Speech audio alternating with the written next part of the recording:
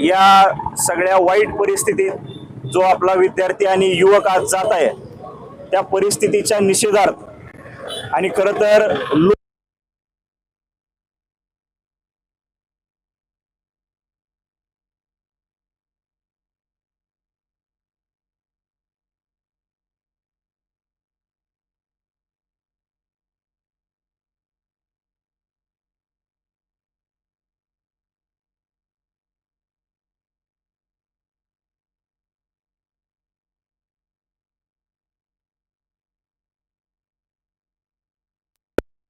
आज देशामध्ये जवळपास 19 जणांनी या नीट परीक्षा असेल या पेपर फुटीच्या कंटाळून नैराश्यामध्ये येऊन काही 19 जणांनी आज या देशामध्ये आत्महत्या केलेली आहे।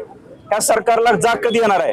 आज एवढी हुकुमशाही तुम्ही चालवलेली आहे की आज तुम्हाला साधं एक शिक्षण तज्ञ एक वैज्ञानिक आज 21 दिवस झालं उपोषण करतोय पण तुम्हाला साधं त्यांना भेट देऊ वाटत नाही। आणि ही कुठली तुमची हुकुमशाही आणली?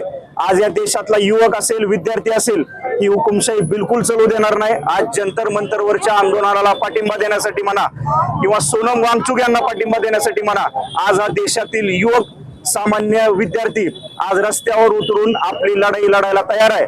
आम्ही हे संविधानाला मानणारे युवक आम्ही लोकशाहीला मानणारे युवक कदापि मागे हटणार नाहीच हा संदेश आम्ही या निमित्तानं आपल्याला देतो।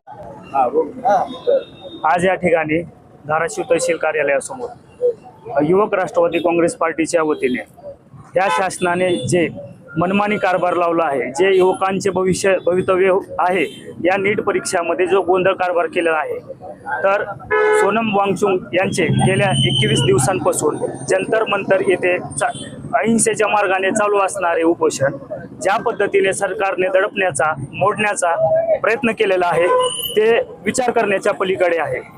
आपला भारत देश ही लोकशाहीची जननी म्हणून मानला जातो।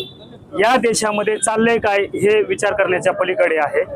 तर शासनाने सरकारने युवकांच्या भवितव्याशी खेळू नये ही शासनाला आम्ही या आंदोलनाच्या माध्यमातून एक विनंती केलेली आहे। याच पद्धतीने कारभार जर चालत राहिला तर यापेक्षाही मोठ्या पद्धतीचे आंदोलने ही देशभरात होत राहतील।